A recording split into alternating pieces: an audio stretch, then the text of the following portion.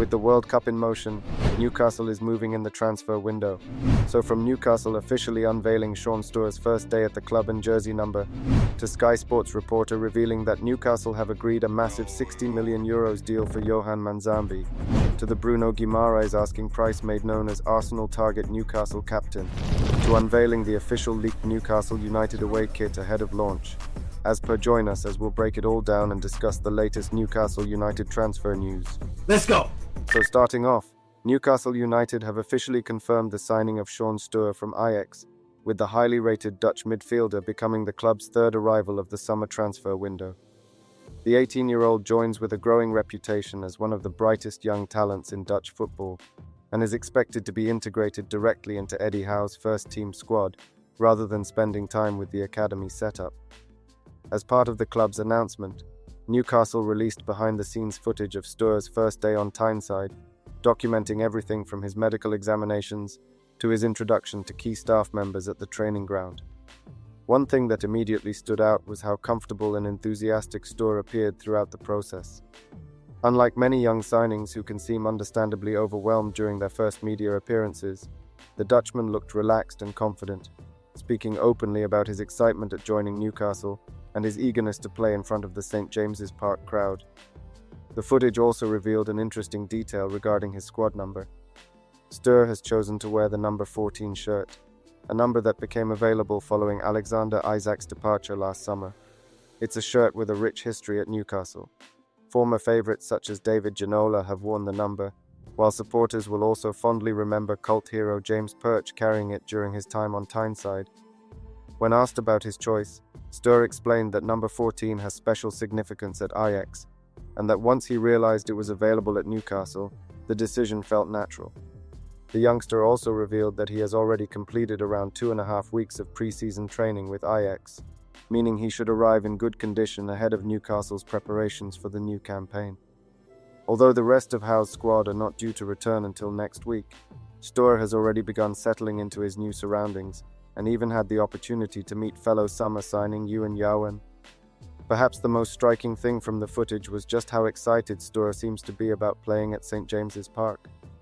For many players arriving from abroad, the atmosphere inside Newcastle's famous stadium is something they hear about long before they experience it firsthand.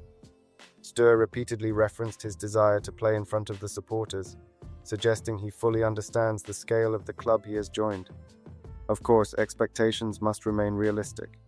At 18 years old, Steur is still developing and will need time to adapt to the intensity of Premier League football. However, Newcastle's recruitment team clearly believe they have secured a player with enormous potential, and Eddie Howe's track record of developing young talent provides further reason for optimism. For now, Newcastle supporters can simply enjoy the arrival of another exciting prospect, and look forward to seeing Steur take his first steps in black and white wearing the famous number 14 shirt. Then, in an exciting update, Newcastle United appear to be closing in on one of the most exciting young midfielders in Europe, after reports emerged that an agreement has been reached with Freiburg for Johan Manzambi. According to Sky Germany journalist Florian Plettenberg, Newcastle and SC Freiburg have agreed a transfer fee worth €60 million, or £51 million, for the 20-year-old Swiss international. The deal has been expected to cost around that figure for several weeks, with Newcastle viewing Manzambi as one of their priority midfield targets following Sandro Tonali's departure. The timing is significant. After a series of outstanding performances at the World Cup, many Newcastle supporters had begun to fear that Europe's elite clubs would enter the race and complicate matters. Instead, Newcastle appear to have moved decisively, putting themselves in a strong position before a bidding war could truly develop. Interestingly, there has been a sense of confidence surrounding the deal from several well-connected reporters. When Newcastle's interest first emerged, Keith Downey suggested that rival interest was unlikely to derail negotiations, which now looks increasingly understandable if discussions were already progressing this far behind the scenes. Plettenberg reports that Aston Villa also attempted to enter the race, particularly following Amadou Onana's serious injury, but Newcastle remained the clear frontrunners. A long-term contract is reportedly being prepared, with only final details needing to be resolved between the player and the club. That said, there is still enough uncertainty to keep Newcastle fans nervous. Plettenberg's description of Newcastle as clear favourites rather than outright confirming the transfer, has left some room for caution. Meanwhile, seeing on YouTube, Fabrizio Romano has suggested the deal could be completed at any moment, saying, "The next one will be Manzambi, the midfielder from the Swiss national team. If you're following the World Cup, Manzambi is probably one of the best talents appearing at this World Cup, scoring goals, providing assists, doing very well. I told you a few days ago that Newcastle United were preparing an official bid to send to Freiburg. The bid was sent today, and there is an agreement in principle between Newcastle and Freiburg for the player. So everything is verbally agreed. Now, fixing the final details, payment terms, contract details, but everything is on the right way for this deal to happen. And so Manzambi expected to be a Newcastle player. The here we go is a here we go soon. This goes with Luke Edwards, who described the situation as a verbal agreement that still requires finalization. In modern football, supporters know better than to celebrate too early. The painful experience of losing Victor Munoz to Liverpool at the last moment has left many Newcastle fans reluctant to believe any deal is complete until they see the player holding a black and white shirt at St. James Park. Nevertheless, the signs remain extremely encouraging. From a football perspective, Manzambi looks exactly the type of player Newcastle should be targeting. The Swiss midfielder combines technical quality, athleticism, creativity, and goal-scoring threat, and his performances on the international stage have only enhanced his reputation. At just 20 years old, he also fits perfectly into Newcastle's long-term recruitment strategy. The club has increasingly focused on signing elite young talent with the potential to become world-class players, rather than paying premium prices for established stars.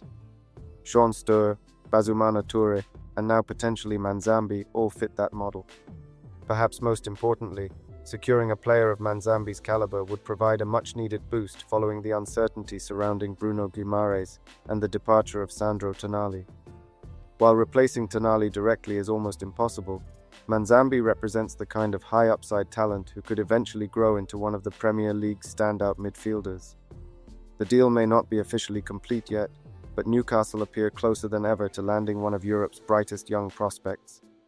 Now supporters simply wait for the announcement and hope nobody from Liverpool turns up at the airport.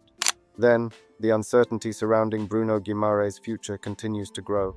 But despite growing interest from Arsenal, Newcastle United remain in a very strong negotiating position. Craig Hope has reported for the Daily Mail that sources have claimed that £75 million could be enough to get a deal done. However, according to Fabrizio Romano, Newcastle's valuation of their captain is closer to £90 million, significantly higher than the figures Arsenal have so far been willing to discuss. Reports suggest Arsenal have already seen informal proposals in the £55 to £65 million range dismissed, with Newcastle making it clear that they have no intention of allowing Bruno to leave cheaply. That stance is understandable. Bruno is not simply one of Newcastle's best players, he is arguably the face of the project. Since arriving from Olympique Lyonnais in 2022, he has become captain, a fan favourite and one of the Premier League's most influential midfielders. Replacing that combination of leadership, quality and personality would be incredibly difficult. The key detail emerging from multiple reports is that Bruno is not expected to force a move. While David Ornstein reported that the Brazilian would be interested in joining Arsenal, subsequent updates suggest he intends to handle the situation professionally. He is understood to want any potential transfer to happen through negotiations between the clubs, rather than by creating conflict behind the scenes. That is hugely important for Newcastle. With Bruno under contract until 2028, and the club holding an option to extend that agreement further, Newcastle have no pressure to sell. If Arsenal genuinely want him, they will have to convince Newcastle rather than the other way around. From Arsenal's perspective, the attraction is obvious. Mikel Arteta is reportedly a huge admirer of Bruno and sees him as a player capable of elevating Arsenal's midfield to another level. Few players combine his technical ability, intensity, ball progression, and leadership qualities. The issue is the price. Even £75 million would represent a substantial investment for a player approaching his 29th birthday. Moving towards £90 million would make the deal significantly more difficult, particularly when Arsenal have other areas of their squad to strengthen. For Newcastle supporters, the debate is complicated.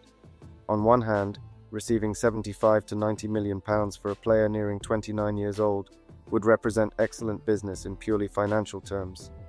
On the other hand, football decisions are not made in spreadsheets alone. Newcastle have already lost Anthony Gordon and Sandro Tonali this summer. Losing Bruno as well would remove three of the most important figures from the squad in a single window. More importantly, there appears to be no ready-made replacement identified who could immediately step into his role as captain and midfield leader. That is why Newcastle's valuation remains so high. The club are not simply pricing Bruno according to age or resale value. They are pricing him according to how difficult he would be to replace and how important he remains to Eddie Howe's plans. At the moment, the two clubs still appear some distance apart. Arsenal admire the player. Bruno would reportedly be open to the move. But Newcastle hold the contract, hold the leverage, and most importantly, have little reason to sell. Unless Arsenal significantly increase their offer, this increasingly looks like a story that could dominate headlines throughout the summer without necessarily leading to a transfer. For Newcastle fans, that is probably the outcome they will be hoping for. Then images claiming to show Newcastle United's official 2026-27 away kit have surfaced online, giving supporters what may be their clearest look yet at the club's new strip ahead of its official launch. For months, leaks have pointed towards a dark blue design featuring several nostalgic elements, including the Adidas trefoil logo, classic three-stripe detailing on the shoulders, and a white version of Newcastle's iconic 1976-1983 magpie crest. Those details appear to be accurate. What has changed, however, is the pattern running through the shirt. Earlier leaks suggested a brickwork-inspired graphic, reportedly intended as a tribute to the architecture surrounding St. James Park.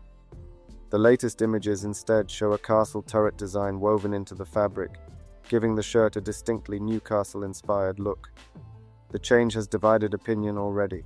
Some supporters preferred the brickwork concept because of its direct connection to the stadium, while others feel the turret pattern provides a stronger link to the city's historic identity.